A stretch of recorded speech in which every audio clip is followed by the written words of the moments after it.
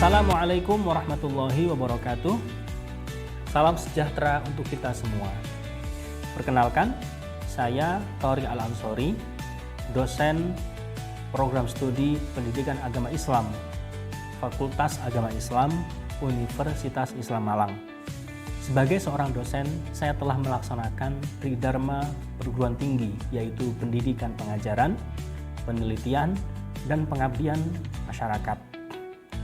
Sebagai seorang dosen pula, saya melaksanakan pendidikan pengajaran.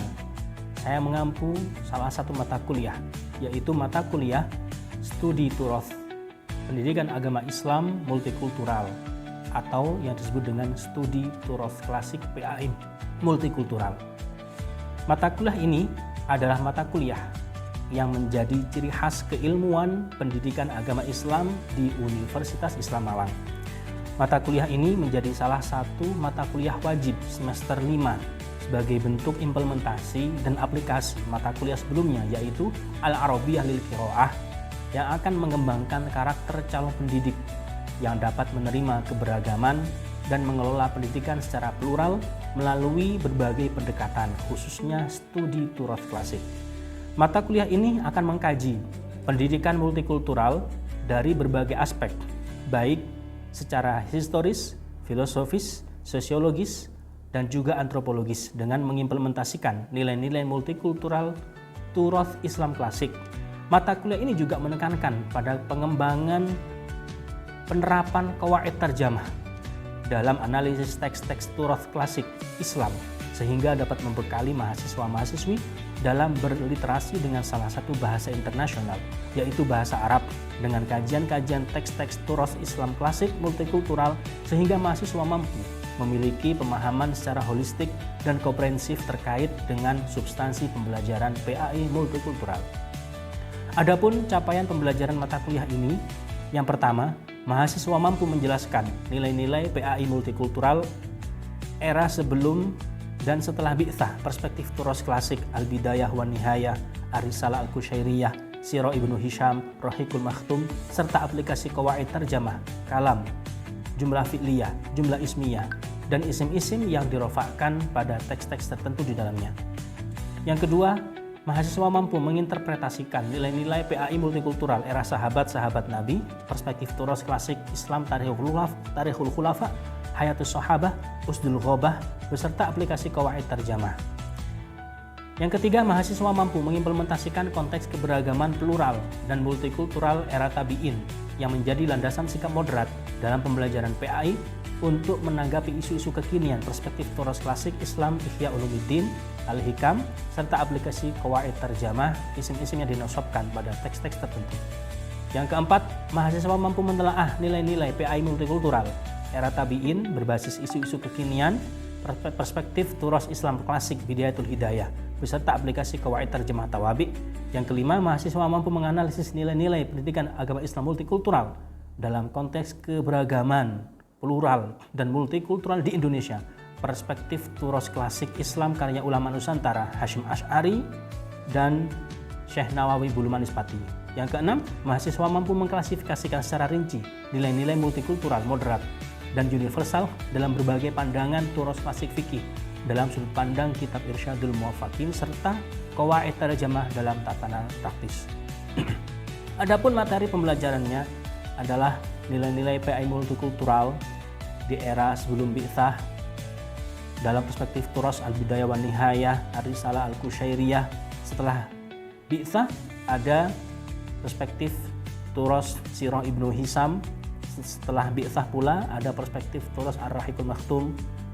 Kemudian pada era sahabat terdapat Tarikhul Khulafa, Hayatus Sahabah, dan Usdul Ghobah. Era tabi'in tentu nilai-nilai multikultural dikaji dalam perspektif Ihya Ulumuddin, kemudian Al-Hikam, dan Bidayatul Hidayah. Era modern ada Adabul Alim wal Muta'allim, ada Jawahirul Adab, yang itu semua adalah karya ulama Nusantara, dan terakhir adalah kitab Irsyadul Muwaffaqin. Kemudian dalam rangka pembelajaran, mata kuliah ini dilaksanakan dengan metode DIA, Delivery, Interaction, dan Assessment. Delivery ini dilakukan dengan mengaplikasikan berbagai metode pembelajaran seperti ceramah, inquiry learning, reading guide, literary review, FGD, dan project-based learning. Kemudian dalam hal asesmen, mata kuliah ini dilakukan dengan penilaian proses dan penilaian tugas terstruktur. Penilaian proses meliputi performa dan keaktifan, unjuk kerja ketepatan dalam menjelaskan materi. Kemudian untuk penilaian hasil meliputi tugas terstruktur, UTS dan UAS pastinya. Berikut ini adalah sekilas video pembelajaran mata kuliah Studi Turut Klasik PAI Multikultural. Selamat menyaksikan. Assalamualaikum warahmatullahi wabarakatuh. Waalaikumsalam warahmatullahi wabarakatuh. Bismillah, alhamdulillah, wassalatu wassalamu ala rasulillah, wa ba'd. Apa kabar semuanya? Sehat insyaallah? Alhamdulillah, mudah-mudahan sehat dan bahagia selalu insyaallah.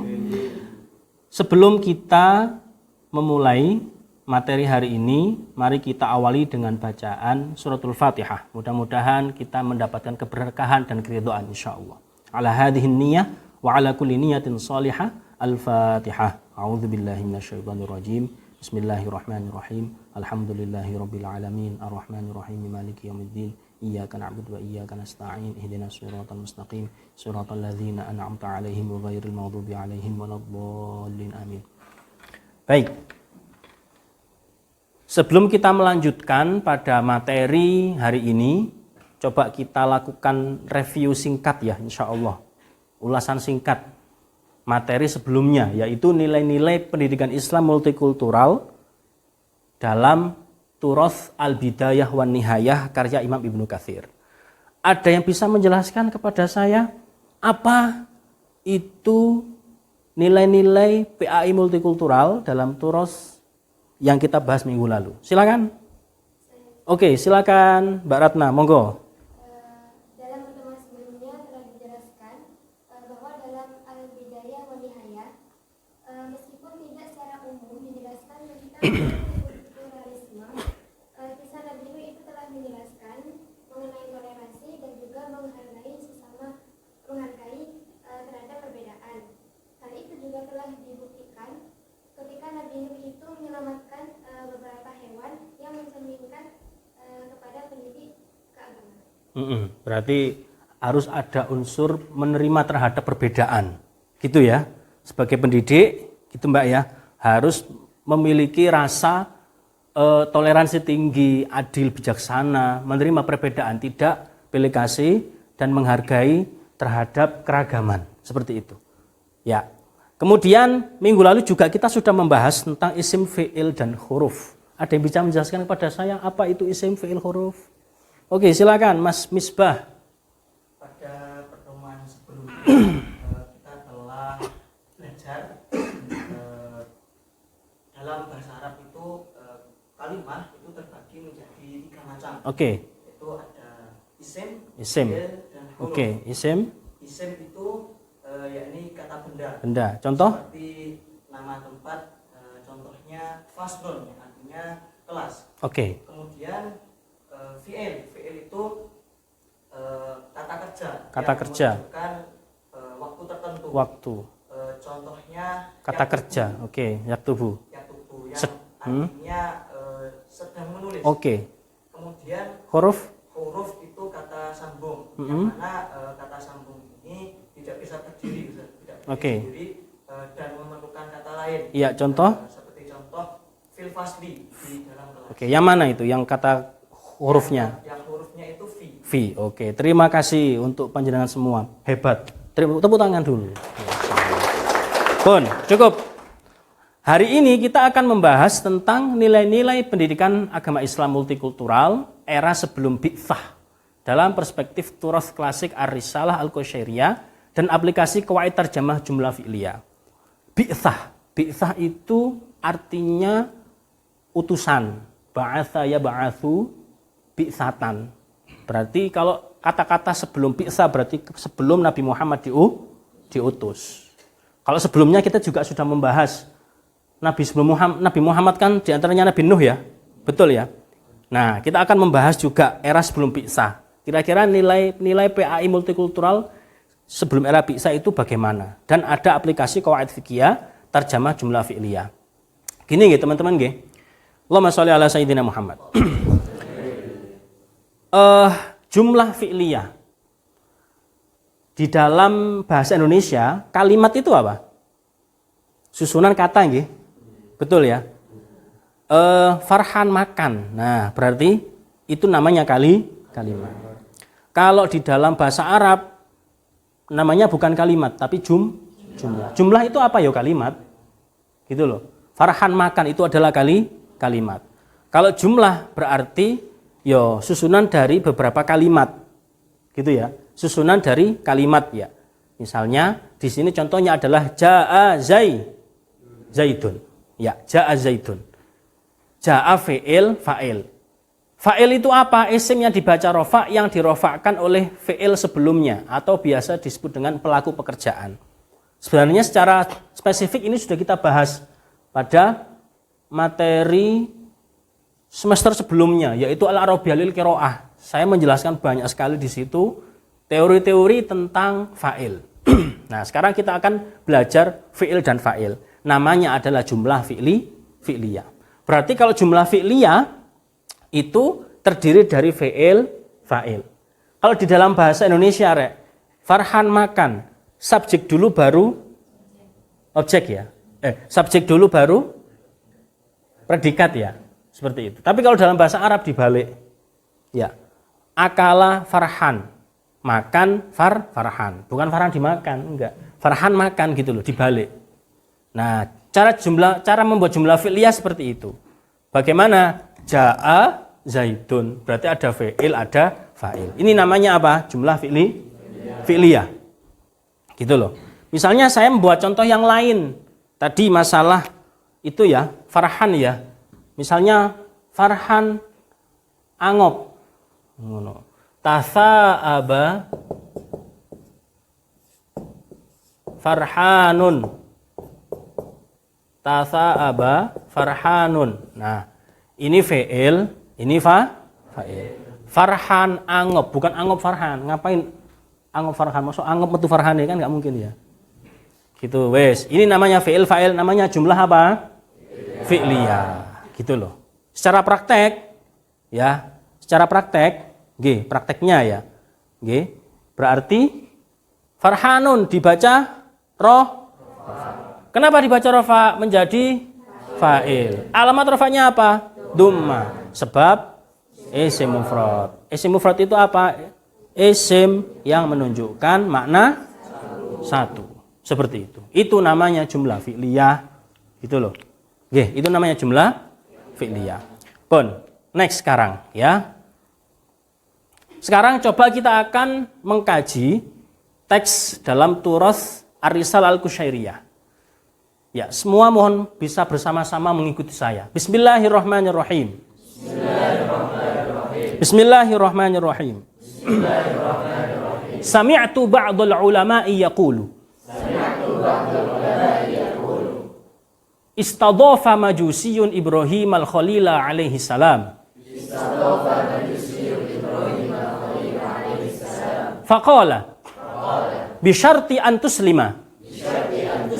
Famarra al-majusiyu fa auhallahu ta'ala ilaihi.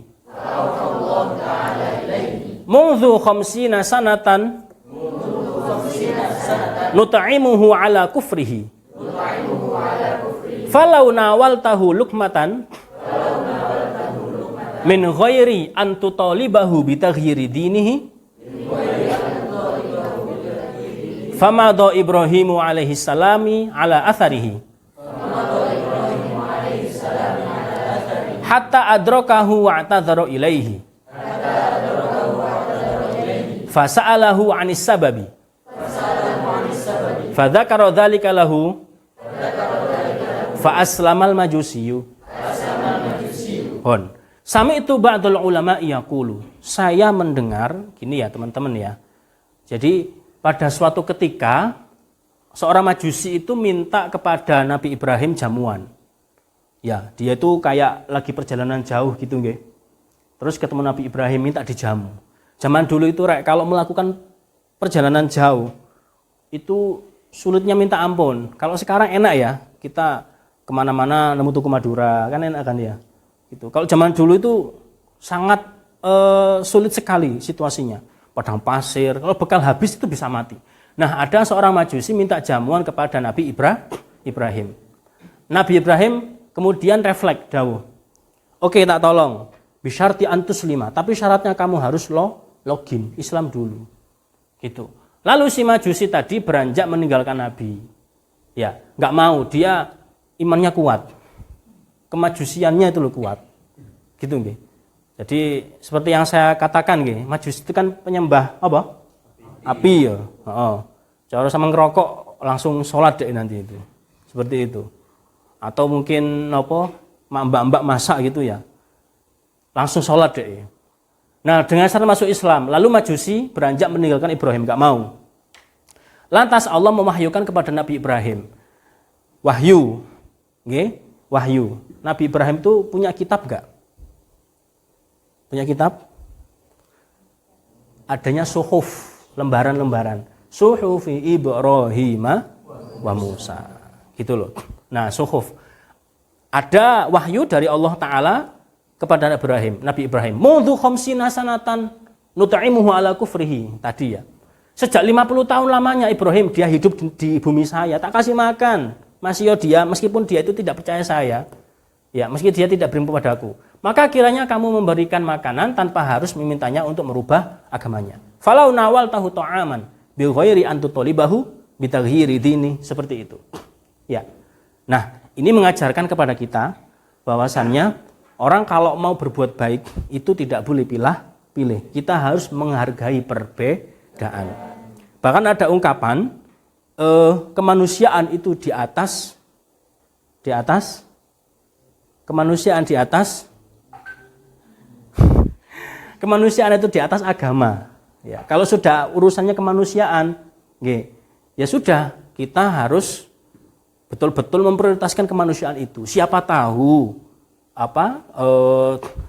dengan kita sangat toleran. Namanya hidayah itu kan hanya Allah yang berhak untuk merubah orang ya. Kita nggak berhak untuk apapun kan ya. Oh, orang kok terenyuh kan gitu. Akhirnya dia masuk Islam tanpa harus ayo tak kasih makan tapi login dulu. Kalau nggak tak iming tok. Nah, seperti itu. Makanya Nabi Ibrahim akhirnya ditegur oleh Allah Ta'ala. Lalu dilanjutkan kan ya. Dilanjutkan. Di situ tadi dijelaskan Nabi Ibrahim ketika setelah menerima wahyu dari Allah tadi, langsung Nabi Ibrahim itu mengejar si Majusi tadi. Ya. Lalu beliau minta maaf, wa tadhar ilaihi, ya. Minta maaf, terus fasa'alahu anis sabab. Majusinya tanya, "Kenapa sih kok pakai minta maaf segala? Itu hak Anda, mau ngasih saya atau tidak?" Nah, disebutkan seperti itu, akhirnya Majusi masuk Islam. Karena apa? Oh, Masya Allah, ternyata ada agama yang mengajarkan nilai-nilai kemanusiaan. Gitu loh, nilai-nilai kemanusiaan. Jadi nilai-nilai kemanusiaan ini luar biasa, harus dijunjung tinggi. Gitu nggih. Nah, gini ya teman-teman ya. Saya akan membahas tentang pendidikan agama Islam multikultural. Nah, dimensi yang dimaksud di sini adalah dimensinya. Nah, dimensi multikultural ada salah satu ulama dari barat ya. Namanya Banks. James Albert Banks. Dia punya teori dimensi multikultural itu ada 5. Ada integrasi konten, ada proses konstruksi pengetahuan, ada pengurangan prasangka, ada pedagogi kesetaraan, ada pemberdayaan budaya. Satu hal itu secara dimensinya bisa dilihat multikultural atau tidak, dilihat dari teorinya Banks ini, gitu loh. Nah, kira-kira ya, Rek ya. Tadi kan kita sudah membahas tentang Nabi Ibrahim yang berinteraksi dengan si Majusi ya. Itu dimensi multikulturalnya apa coba? Pedagogi kesetaraan, betul. Pedagogi kesetaraan. Nabi Ibrahim berusaha untuk memandang terhadap sesama secara setara. Awalnya nggak setara, ditegur Allah akhirnya jadi setara. Seperti itu nggih. Nah, ini penjelasannya. Ya, secara singkat seperti ini, nggih. Jadi ada integrasi konten. Dimensi ini berkaitan dengan bagaimana seorang guru, atau mungkin di sini narasi teks nggih, menggunakan contoh dari konten berbagai budaya. Ada beberapa budaya yang dicontohkan di situ. Ada yang kedua, konstruksi pengetahuan. Kan sama sudah belajar, ada behaviorism, ada konstruktivism, ada humanis dan lain sebagainya ya. Nah, bagaimana memahami, menyelidiki dan menyelidiki dan menentukan bagaimana asumsi budaya, perspektif dan bias implisit mempengaruhi cara pengetahuan dibangun sehingga bisa mengkonstruk pengetahuan, bisa toleran gitu nggih. Pengurangan prasangka wis ngene iku nggih, sama pedagogi kesetaraan. Nah, ini tadi. Memfasilitasi pencapaian akademik siswa dari berbagai kelompok, tidak menganggap berbeda dari peserta didiknya itu, sama semua. Terus ini ada pemberdayaan budaya sekolah nggih. Sebelumnya tadi kan dibahas pemberdayaan budaya. Ya, diberdayakan budaya yang ada itu. Dimensi ini melibatkan penataan ulang budaya dan organisasi sekolah untuk mendukung kesetaraan dan pemberdayaan siswa dari berbagai kelompok. Ya, diberdayakan budaya-budaya yang ada itu sendiri. Nah, berarti tadi kisahnya Nabi Ibrahim dimensinya apa? Pedagogi kesetaraan. Terus tadi kita review masalah Nabi Nuh ya. Itu dimensinya apa? Nabi Nuh tidak pilih-pilih hewan yang lucu, enggak, semuanya disuruh Allah Ta'ala jenis-jenisnya itu masing-masing jenis itu harus ada mewakili gitu loh, biar enggak punah ya. Masuk kapal bahtera. Berarti pedagogi kesetaraan seperti itu. Oke. Untuk nextnya teman-teman, saya ajak jenengan semua untuk melihat video singkat ini ya dari channel islami.co yang insya Allah cukup menjadi refleksi kita lah. Bagaimana kita memahami multikulturalisme di masyarakat kita.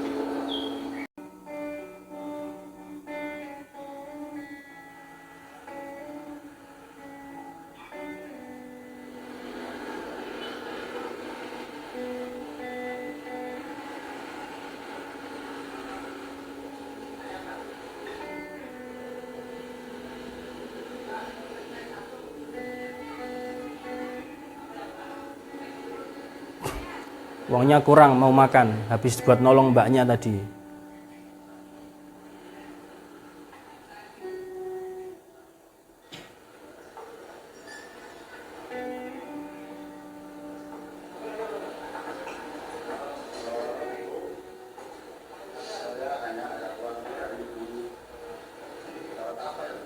Wah, cuma dapat nasi saja, Pak. Iya, sebentar ya, Pak.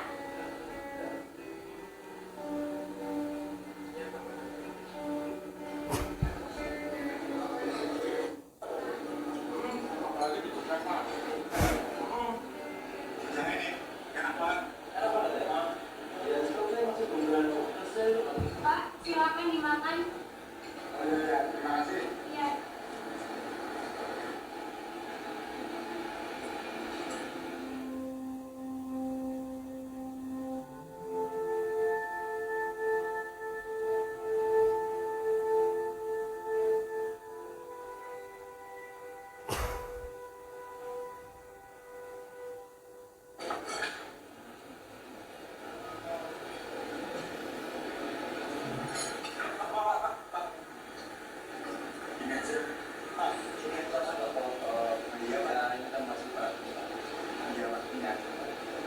Terima kasih, saya satu aja yang